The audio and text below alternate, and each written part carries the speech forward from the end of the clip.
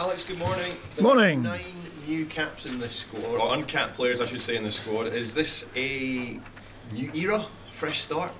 Yeah, it is a fresh start, and you know there's a couple of the experienced players not in the squad, but I know what they can do. I want to have a look at some other players, and you know it's a couple of friendly games. Doesn't mean we'll play friendly, but I certainly want to look at players who have been doing well for their clubs. With no competitive games, of course, until the autumn, how big an opportunity is this for some of these younger players who've never been in this squad before? It's a great opportunity, and as I said, they've been doing well with their clubs. That's why you get picked for your country ultimately, and we just want to see them come in, and if they're capped for the first time, then it's a great honour, but we want them to play the way they're playing for their clubs and to try and challenge themselves to become even better, and finally the ultimate goal is obviously qualification. In terms of this squad, have you decided who will captain for these two games? No, I haven't. In terms of the candidates, who are outstanding for you at the moment? Well, again, you can look at experience, and or you can look at an up and coming young leader, but at the moment I'll keep that to myself. There were obviously a couple of names who we thought would be in it. One perhaps who's made a late run, and Dylan McGregor. Talk about it. It was a late run, yeah. As much the impact he made on Friday night? Yeah, you know, first impressions are all sometimes the lasting ones is if you use the old cliche. And I thought he had a really good game, and you like what you see in the past and in club football when scouts have recommended a player to me. I've always had reservations because I like to see them with my own eyes. And sure enough, sometimes when you've signed someone and you've sanctioned the chief scout or a coach to do it, and then in the training ground you think, oh, I don't know if I would have chosen him, you know. And I do like to witness players with my own eyes, and I've seen a lot of football over the last couple of weeks, as indeed I have done over the past 2 or 3 years, watching games in England and working abroad on a couple of occasions, and I've never stopped watching footballers. In terms of the number of goals in the squad, there's not obviously very many. You mentioned there's a few experienced players not here, but where do you hope the goals are going to come from? Well, that's the challenge. Yeah, that's the challenge for the new guys, the new kids in the block, and also we do have goal scorers in a lot of the midfielders. You know, obviously McGregor's got himself a few, and Tom Cairney at Fulham has rattled in a few over the last couple of seasons. So you'll be looking for these guys to complement the strikers. We're not just looking for strikers to score goals, we're looking for guys throughout the team to score. You know, Callum Paterson has banged in a few at Cardiff. So we do have goals there, and it's just about harnessing it in the national football team. Alex, you look at the defence, and left back particularly is a very strong position. Yeah. How do you see that fitting with Robertson, Tierney and Douglas as well in the squad? Well, I can't play the three of them, but certainly we can find a solution. You have to play your best players, but I'm sure we can find a solution. You seen Kieran play at left back and right back, Alex. Would you consider playing the centre back? Yeah, of course I would. And he had a smashing game up at Aberdeen, in the friendly game when Malky Mackay took the team. He didn't look out of place in the centre back position. You said you made, you know, guys like Dylan have made a late run. Did you delay your squad announcement with a view to seeing yesterday's game and the derby in Edinburgh? Yeah, I think it made common sense, you know, because I was in a bit of a quandary last week with a few names, and felt, you know, what, and there was 1 or 2 injury problems, and thought, God, what if they're all out, and we've already named the squad, and then the weekend comes and we'll lose a lot more players, and I'd made a couple of phone calls to the experienced guys, and I thought, let's wait to the weekend. Let's get the derbies away, and I saw Aberdeen and Partick Thistle on Saturday as well. under horrendous conditions, and the two teams gave everything they had. And so I saw six teams over the weekend, and that gave me a bit of respite. And I was really glad, to see the guys joining me this morning, and also I felt more comfortable with the decisions that we made.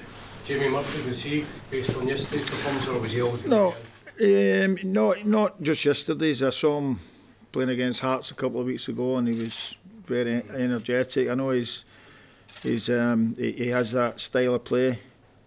So again, it's getting a look at these guys working with the national team, see how they cope, try and improve the mentalities, and and not least the techniques. How big a moment is this for you, Alex? How big a moment? Yeah. Your first squad, is this the first step in what you hope will be? Well, last week I was panicking, with the thought of going into the press conference last week with, these conundrums in my mind. But today I feel really comfortable. It's great to be back in the seat, and I really look forward to working with the guys, Peter, James and Stevie, and also the players. There's an exciting bunch of players. Again, you're right, we have to find goals, we have to keep goals out of the back, and there's work to be done. But this, you're hoping, is the first step in your journey you hope ends in 2020 qualification? That's it, and that's what we're all here for, and hopefully it's the start of a great era for Scotland. Barry Douglas has had to wait a while for a call-up. What have you seen from him? He's been an outstanding form for Wolves, and top of the league, says it all. He's a fixture in the team. He's made a lot of goals, plenty of assists. So, and he has a great delivery. When you're talking about international football, then sometimes, a lot of times, in Champions League games, if I go to club football, then games are often won by set piece, and the beauty of the delivery in a set piece is sometimes the thing that wins you the game. What sort of talent? The technique. Oliver McLaughlin. Well, Oliver has come to me late in the day, and when he got flagged up a couple of weeks ago when I finally joined the national team, then it was my goal to try and watch him closely. And I've watched a few of the games since, before, and he's an interesting character. And all the feedback I've had, I've obviously had to rely on our scouting mechanism and people who have seen him in the flesh, people who have worked with him at the younger level, and we feel he's got something to offer. You're obviously delighted to get Scott McTominay to commit to Scotland. There's been some negative reaction to that. Like your old teammate Charlie Nick has had a bit of a go, saying, well, should we be picking a player that wasn't born in this country? What's your take on that? His father's a Scotsman, so he's the Scottish in his blood. And that's fine, everybody's got an opinion, and that's what football's all about, and there's going to be pros and cons. I think it's a very positive situation for Scotland. I went to see him against Crystal Palace, and Josie took him off at half time, and maybe people would jump on the back of that and say, oh well, he's why are we picking him? But he had a fantastic game at the weekend against Liverpool, such a mature performance, and he's hopefully got we believe that he's got a massive future with Scotland. There'll be a couple of experienced guys have been picked. Some will be through injury. Craig Gordon, Dan Fletcher's not there. What's the situation with Dan? Does he still want to play? Yeah, I don't think anybody's retired as yet, apart from Scott Brown. But I would say in terms of Darren, then he's not playing at the moment. Again, he's a guy I know what we can get out of him, and I did speak to Darren, and I said, look, I'm ruling nothing out, and the future is still there for guys like Darren. I was the same when I was injured in the run up to the Euros. just after the Euros, we had pretty much qualified, and Andy Roxburgh took me as a gesture. But I didn't declare myself not available for Scotland again. I just didn't get picked again. So I never ever said I'm retiring. I was always available until my last game with Aberdeen. And does Craig Gordon come back in when he's fit and ready again? Craig's a top-class goalie, and he's playing at a phenomenal level. He is an elder statesman in terms of the goalie situation. But as you know, goalies can go on a lot longer than outfield players, and Craig Gordon's still up there with the best. I'm not saying he necessarily walks back in, but of course he's an integral part of the national team. Would the same go for Lee Griffiths when he's fit? Yeah. What's in your mind for future? Of course, Lee is a born goal scorer. He's improved big time with Celtic, and Brendan's got a lot out of him. I hope he's not got everything out of him. We'd like to see him coming back from injury very, very soon. I think there's 13 players currently playing in Scotland in the squad. How important is that, not to necessarily all to look down south, but to not know the talent up here as well? No, obviously I've not ignored that, and again keeping in touch with everything. The next step is, can the guys prove it? Can they have to now show that they can live with other international teams, improve their game, and see if they can raise the bar to the highest level they can possibly go. I think James, you're right down there, was saying that you've got two world-class left backs in Andy Robertson and Tierney. It's not a bad problem to have for the national manager, is it? No, I know. It's a shame they play in the same position, isn't it? But as we say, Tierney can adapt, and I know he's played at right back as well. I probably wouldn't want to play him at right back unless there was a real emergency. That wouldn't be my plan for Tierney. But we do have definitive plans about how we want to play. And I don't know, I've not looked at the average age, but the fact that somebody like Darren Fletcher doesn't make it in, is this a sign that you're looking for fresh blood, new ideas, a slightly younger profile to your squad? You're basically saying to the young guys, step up. Yeah.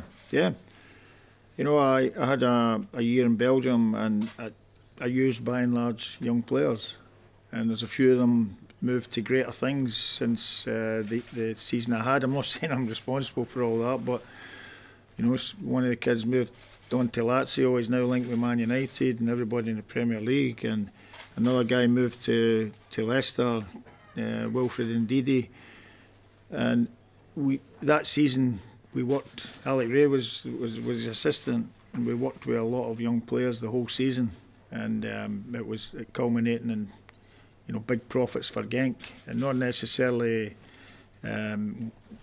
won any titles of that when we were there, but we certainly worked with a lot of young players and enhanced their game and helped them to be ready for the big bad world of football out there. And you think these young Scottish guys are ready to deliver for you now when it matters? Well, what I've seen of these guys, I really feel that they're capable, and the big key to step up to another level is mentality. And I've seen it in a lot of the games that I've watched. I've seen it in a lot of the players that they have that, and they just have to maintain that confidence and go out there and believe that they can win every game.